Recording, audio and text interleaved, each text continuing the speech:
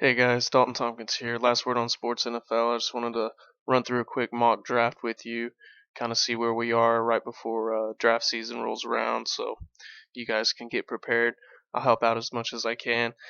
ESPN's rankings this year are a little bit unusual in the sense that in recent history they usually have, the main running backs hogging up the first round, but I've been preaching for the last couple years to go wide receiver early just because the elite ones make such a difference, especially down the stretch if they're still healthy. And the same can't be said for running backs because a lot of them lately have been burning people, especially if you take them in the first round. So we'll get started. I just signed up on ESPN, doing a mock draft right now. Standard 10 team league, snake draft. It looks like I have pick number 3. So hopefully I'll have my choice between Antonio Brown, Odell Beckham, uh, maybe Todd Gurley or Julio Jones. I'm honestly not a big fan of AP this year. I You can't knock the guy. Obviously I'm in the minority, but I just feel like this might be the year he'll slip a little bit. Last year he still had 1,400 yards and 11 touchdowns. So if you took AP early in this year's draft, I wouldn't be concerned. But I still think there's a chance he falls off. And I know a lot of people have been saying that for the last few years, but if you look at his carries, they've definitely mounted up, and 306 carries every year, not too many people can do that for 1 year, let alone year after year, like he seems to be doing. So we'll see. I really like Todd Gurley this year.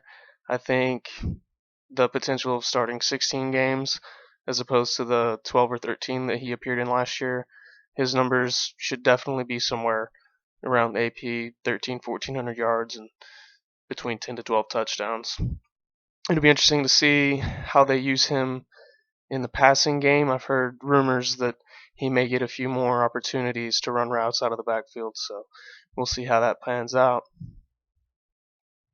Another interesting name I see here, I've been doing several mock drafts this week, and Ezekiel Elliott for the Cowboys. When I started this week in the mock drafts, he was at number 9, and now he's at number 6. And this is all in the midst of his domestic violence allegations that have popped up lately. And honestly, I live real close to Dallas. We're an hour away from the Metroplex, so I hear a lot of sports talk radio guys talk about this every day in, day out. And I personally don't think the allegations are going to stick. I think that he definitely has proof that she said she was going to set him up, and she may be in the process of doing so now. So I think he'll be fine. He looks on track to go to training camp next week with the Cowboys, so I wouldn't be worried about Zeke Elliott. And as a matter of fact, I wouldn't mind taking him top 5 if he's available. And you got, your top receivers are gone. I would rather take a chance on Todd Gurley or Zeke Elliott over AP, but that's just me. So here we go. 1 second. So the number 1 pick is about to take, yeah, he just took Antonio Brown. So Brown is gone. It looks like all these guys are here and active for the draft, so this should be fairly quick. So good news for us. Of course, I was hoping Brown slipped to 3, but I knew it wasn't going to happen.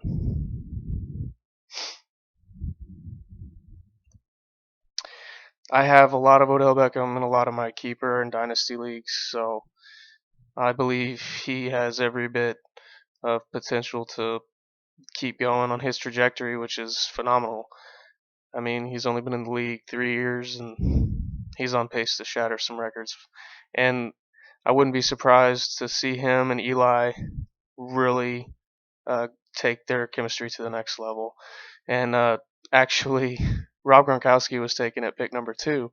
So I'm going to go ahead and snag Odell Beckham here, pick number 3, and I'm going to live with that. I mean, if you're picking in the top 3, especially, you're not going to pick again for a while. So you want to be sure whatever you're taking, it's the elite of the elite. And I feel fine taking Odell Beckham here. Antonio Brown, I think, has a slight edge over ODB, and it it may be closer than people think. I think Antonio Brown, just from the last couple years he's had, and his chemistry with Big Ben is just off the charts. So I just think that he's in a different stratosphere in terms of perception. But Odell Beckham's right there with him as far as talent, and his abilities may even be better than Brown, but Brown has definitely honed his skills, and he is a leader in his craft and his route running abilities and his hands, especially whenever he gets the ball in space. It's fun to watch. So I don't mind Antonio Brown, ODB, and then Julio Jones. I think is right up there in the conversation too. So he should be going within the next couple picks. So David Johnson goes number 4, and then snap pick behind him, Adrian Peterson at 5. Aaron Rodgers, the surprise of round 1. And I've been rather fortunate so far this mock draft season. I haven't had a bunch of clowns taking Terrell Owens and John Elway first round. So I've been getting some pretty honest guys trying to practice and get better. So Aaron Rodgers at 6, that's a shocker, but some leagues are different. If you're not in a standard league, if you're in a quarterback that gets 6 points per passing touchdown, I totally understand taking a quarterback early, and even those 2 quarterback leagues, you got to get them early. So it just depends on your league, but like I said, this is a standard 10-team mock, so Aaron Rodgers in the first round is definitely a reach, but you can't really complain or knock that pick just because it's Aaron Rodgers. It's the best quarterback in football, so. And there goes Julio Jones at 7. That's pretty low. He's been usually going between 3 and 5. Most drafts I do, but 7, definitely good value for Jones there. He should have another monster year. DeAndre Hopkins goes at 8, and that's an interesting pick just because Hopkins is right there, ready to enter the tier of Antonio Brown, Odell Beckham, and Julio Jones. He's knocking on the door. He really exploded last year with no quarterback to speak of. So it'll be really interesting to see what Brock Osweiler can do down there in Houston with DeAndre Hopkins. And Todd Gurley goes at 9. That's great value there for Gurley. If he does what everyone's expecting him to do, coming off that huge rookie year, he should get major return at 9 for Gurley. And at pick 10, Le'Veon Bell goes. That's a nice pick. I think there's a chance he avoids the suspension. So if that's the case, Le'Veon Bell at 10 is possibly the pick of the whole draft. So great value there. It's just also a high risk pick early, which I don't mind. It's fantasy football. You got to go for it. You got to try to win it. So AJ Green at 11, Zeke Elliott at 12, Lamar Miller 13, Devontae Freeman 14. Wow, these guys are picking pretty quick. Dez Bryant 15, and Allen Robinson 16. So we had a nice little run of running backs there, starting with Todd Gurley at 9, then Bell at 10, Zeke at 12, Lamar Miller at 13, and Devontae Freeman at 14. So this time around, since I didn't go running back first round, I might need to get one here. I'll have 2 picks within 6. So, and here I am. He just took Sammy Watkins. This is the tough part. I'm a Buccaneers fan, as you can see, so I'm going to take Doug Martin just because I feel like his stability, his consistency that he's shown last year, if he can repeat that, I will definitely forgive him for all of his injury-riddled and down years that he had after that spectacular rookie season. So it seems like yesterday that he had that breakout game against the Raiders, but I'm really excited to see what he can do after last year's magnificent performance. Jordy Nelson at 19, right behind my Doug Martin pick, and then Mark Ingram, Brandon Marshall, and Thomas Rawls. So I'm on the clock now, and the top 2 players available are Eddie Lacy and Alshon Jeffrey. I'm really interested in taking Alshon here. I uh, I know that he's got a lot to prove this year. It's a contract year for him, and the injuries, you know, they can really get you, especially if it's a leg injury and especially if you're a wide receiver. So that's a questionable pick. I'm really considering it, and I'm coming down to 10 seconds left on the clock, so I'm trying to decide between him and Mike Evans. But I already have Doug Martin. Don't like having running back and wide receivers from the same team, so I'm going to go Alshon. I feel confident in that pick. Like I said, Alshon's in a contract year, and look at recent history. Wide receivers, especially on a contract year, they tend to do great things, and the coaches understand the position that these players are in, and they're doing everything they can to get them the ball so they can prove themselves and get their money, whether it's with their team or not. And you see a lot of times coaches will, towards the end of the season, you'll see them throwing somewhere else, especially if the team's out of playoff positioning, just to make sure they can tighten up that contract negotiation. But I think Alshon's going to have a big year, especially if Jay Cutler can prove to stay healthy too. They'll have a good connection, just like they did 2 years ago with Brandon Marshall on the other side. And it'll be interesting to see. Chicago gets Kevin White back, so that's a big time pick. A lot of people forgot about him. If he stays healthy too, I know it's a big if, guys, but Alshon and Kevin White could prove to be a rather sneaky duo, especially in fantasy this year. So after my Alshon pick, it went Jamal Charles, Eddie Lacy, Mike Evans, Brandon Cooks, Amari Cooper, LaShawn McCoy, and Keenan Allen. So I'm obviously going to have to go quarterback or running back, probably quarterback and running back within my next two picks, just to make sure I have my spots filled. I don't like getting too far down in the draft without addressing both running back positions and the quarterback spot. I sometimes will wait on quarterback if I see the trend of the draft leaning towards that.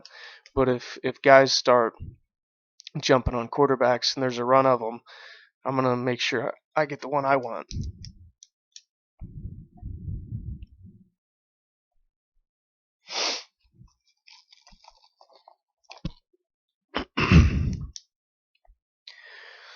So Keenan Allen, Cam Newton, Jordan Reed. So there goes the first quarterback after Aaron Rodgers. T.Y. Hilton. That's a interesting pick there. Demaryius Thomas and Jonathan Stewart, along with Carlos Hyde there. Carlos Hyde was the pick I was hoping fell to me. I would have gladly taken him. So right in front of me, this guy's about to pick, and there's Matt Forte, Calvin Benjamin, Julian Edelman, and Doug Baldwin available. Russell Wilson's there as well, and if this guy doesn't take him, I'm considering that. There's enough decent running backs towards the top there with C.J. Anderson and Matt Forte and Deion Lewis even, maybe. I'd be willing to wait one more pick.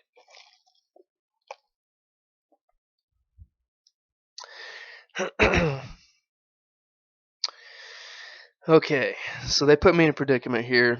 He took Julian Edelman, so I have my pick of Forte, Kelvin Benjamin, even Randall Cobb.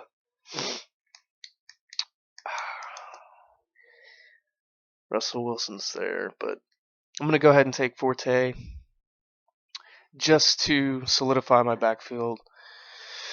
Now, like I said, having Doug Martin and Forte, along with ODB and Alshon, that's a very, very solid core of skill position players in your fantasy draft, especially the first 4 rounds.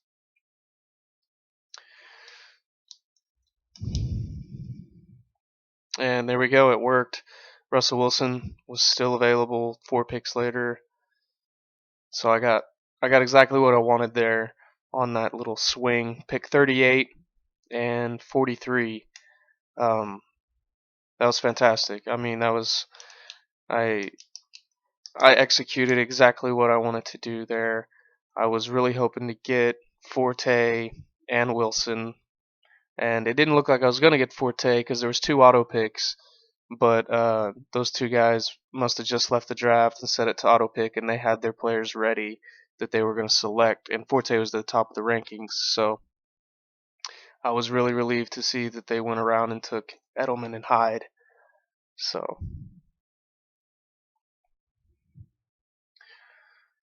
okay, after Russell Wilson, it went Jarvis Landry, Jeremy Maclin, Randall Cobb, and Greg Olson. TJ Yeldon and Eric Decker just went. I still have about 7 picks before I'm up again, so top players available now is Golden Tate, Emmanuel Sanders, Michael Floyd, and Devontae Parker. Latavius Murray, Jeremy Langford, and there goes Golden Tate. That was who I was hoping would fall to me, but I was really thinking going receiver again here. I don't know how much I can stress it. I really tried to start from the top, guys. It's all about receivers. If you get the solid receivers, even the ones who, like Jarvis Landry was a great example last year. He didn't go terribly high in the draft last year for fantasy, but he had a significant return on value for the people who did draft him. And you could tell by midseason he was pretty much going to score a touchdown a week. But another interesting receiver in a contract year is Emmanuel Sanders. I think his ability to break tackles in space with the ball in his hands and get to the end zone, I think that's a very, very noteworthy ability to have, especially whenever you have a new quarterback taking the reins in Mark Sanchez. And I'm sure that those two have been working a lot together in the offseason to fine-tune their chemistry as well. And he is available, so I'm going to go ahead and do that. I'll take Emmanuel Sanders at pick 58 overall.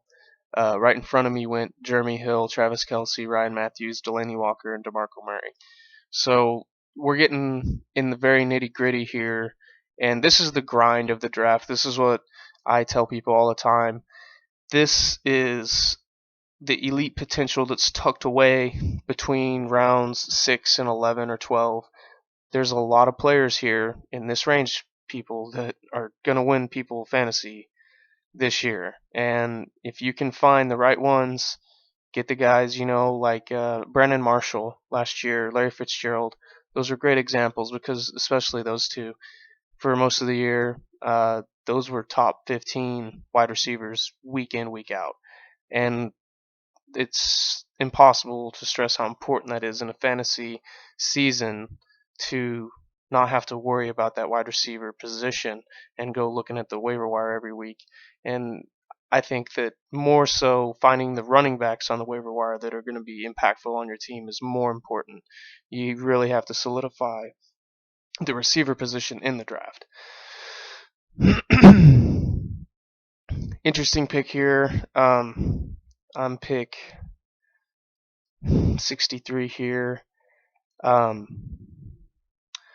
I really like Matt Jones. I have a feeling he's going to have a big year. So I'm going to go ahead and take him. And that makes me feel somewhat more confident in my running back depth just because Martin and Forte are both solid running backs, but they're also both getting up there in age and they've been around the league for several hundred carries. So they can take a lick and may be out for a week or two just on a limited basis in practice and things of that nature, missing questionable late game time decisions, things like that. And I know I already have him on my team, so I need to make sure I have decent running back upside on my bench. And Matt Jones, if everything that I've read so far is true and it holds up, Matt Jones has a good chance to be an every down running back and get a lot of opportunities to touch the ball and score touchdowns for the Washington Redskins. After Matt Jones, Jordan Matthews, Ben Roethlisberger, Larry Fitzgerald, Dante Moncrief, Tom Brady, and Carson Palmer. So the quarterbacks, like I said, they went on a decent run. Andrew Luck went right before my Matt Jones pick. So the quarterbacks are getting pretty thin now. And those who didn't take one early,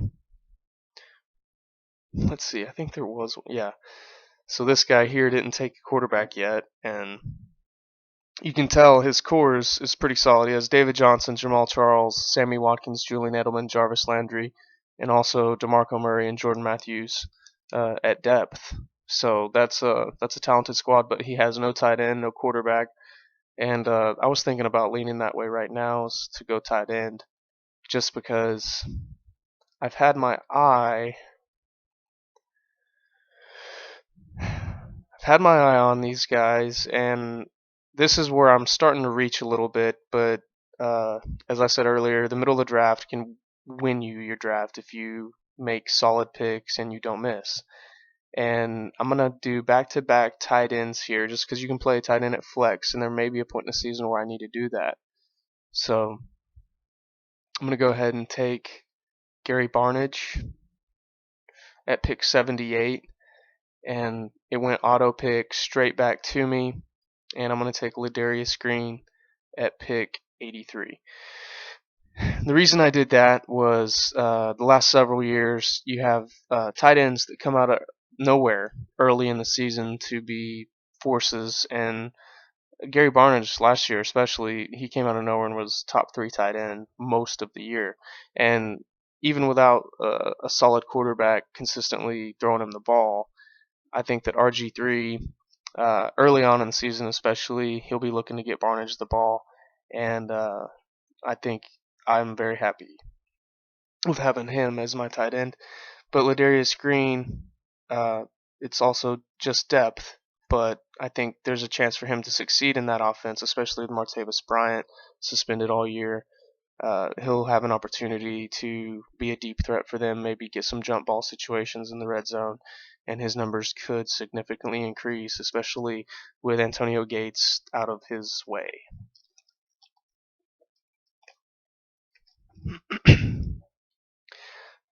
After Ladarius Green, it went Kevin White, Giovanni Bernard, Kobe Fleener, Eli Manning, Michael Crabtree, and Tyler Lockett. Tyler Lockett's a great pick there. I was actually getting ready to put him in my queue when the guy took him. So kudos to him. And also, just a quick note on the tight ends, as I haven't pulled up here. Julius Thomas is ranked 136, and he's down there past Zach Ertz, just in front of Antonio Gates. Julius Thomas has a chance to really showcase the skills that he had back in Denver with Peyton in his prime or towards the end of his twilight. Uh, Blake Bortles is going to take that next step this year, and he had an excellent year last year, so I think he'll be really looking towards Julius Thomas a lot this year, especially in the red zone, and that's what we love to see for fantasy, and especially with the tight ends. So this is interesting here. I just solidified my tight end position. I need to get back to my wide receiver, running back chase. Um, Chris Ivory's the best running back available, going by ESPN's rankings, but I'm going to go ahead and reach down just a little bit and take Arian Foster. I know there's a good chance he's probably done as far as being the Arian Foster we know. And I'm okay with that just because the talent that he did have and showcased there in Houston for those several years, um, 85% of that talent in Miami, healthy and playing well, I will take that on my fantasy team. And he could be a great find, especially during the bye weeks when my running backs are not available for me. I'll throw him in there, and I'll feel really confident that week just knowing that I have a chance to get a top 5 running back this week because he's done it so many times in his career.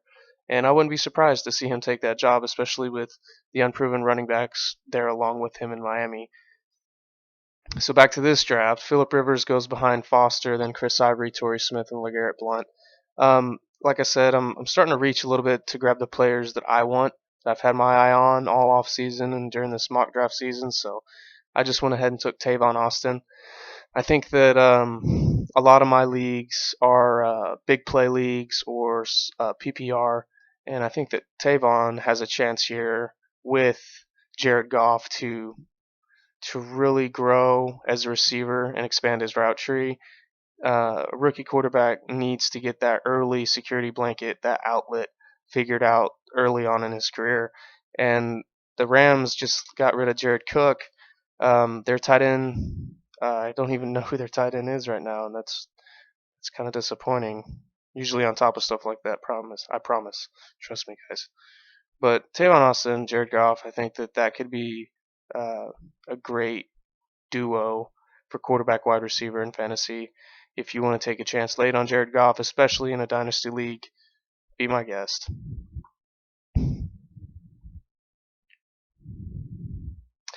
So there goes the Seahawks defense. I was waiting to see which defense would go first. Seattle's defense will definitely be in the top five all season, and they have a chance to really blossom again. Their scheme is indisputable. I mean, Pete Carroll has a machine, well-oiled machine there in Seattle, and they'll be a top five defense. They're always a force, and their turnovers just you can't replicate that in practice. With everyone else's defense, there's not another defense in the league that you can replicate the Seahawks defense in practice. So it'll be interesting to see how they fare this year. Okay, so Tyrod Taylor just went in front of me. I was kind of hoping to snag him. Russell Wilson, Tyrod Taylor would be a great little duo. Let's see.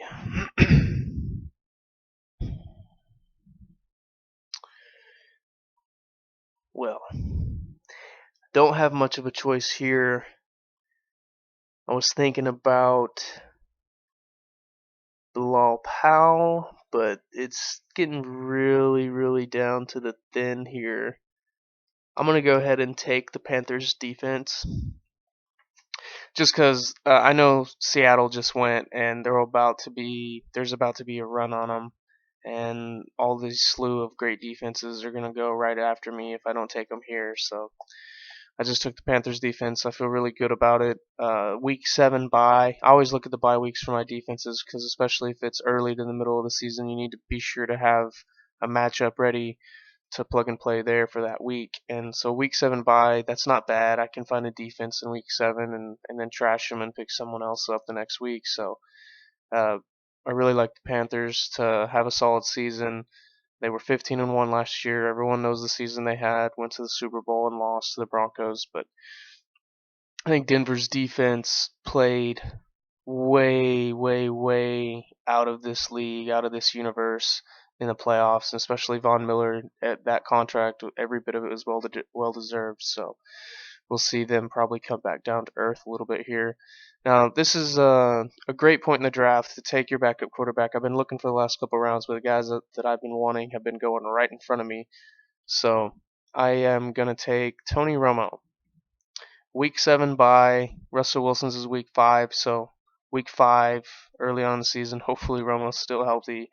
I think that he could have a good, capable fill-in game for me in week 5 for Russell Wilson. And if that's all I get out of him, it's probably a great pick just because it's so late. Round 13, I'll take it. This is the point in the draft. You really need to focus on the running backs that you have targeted here. You really need to distinguish them because once you get on the clock, you're not going to know if you haven't researched it and you haven't picked out your favorites.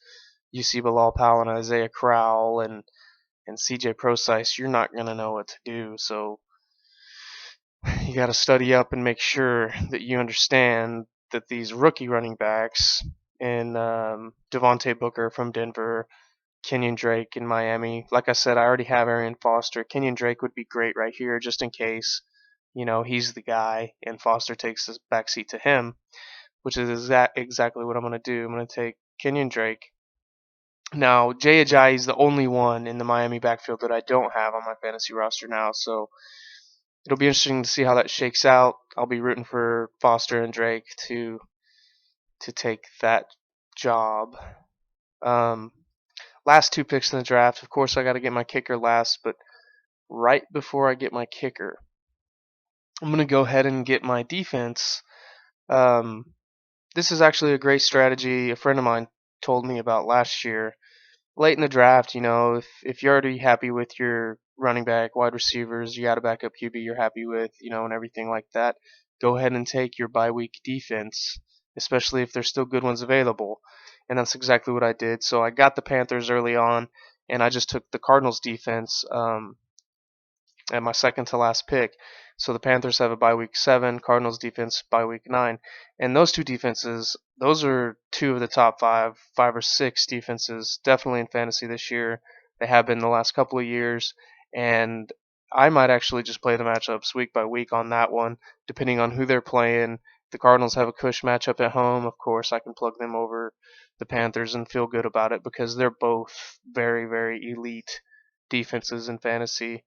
And so, before I take my kicker, my personal Mr. Irrelevant, I'll run down my roster real quick. So, I'll have Russell Wilson at QB, Doug Martin and Matt Forte as my running backs, ODB and Alshon Jeffrey at wide receiver, Gary Barnidge at tight end, Emmanuel Sanders is my flex. Panthers defense and my bench is Matt Jones, Ladarius Green, Arian Foster, Tavon Austin, Tony Romo, Kenyon Drake, and Cardinals defense. So here's my pick, and I'm going to go ahead and take uh, Roberto Aguayo, the Bucks kicker, the guy that got drafted in the second round.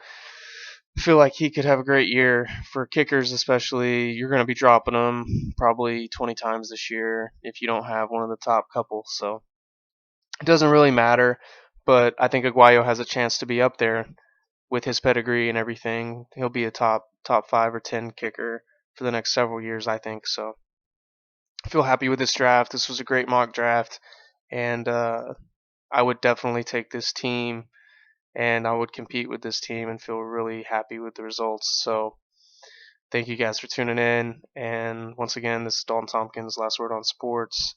Hope you guys enjoyed. Hope I helped. Thanks.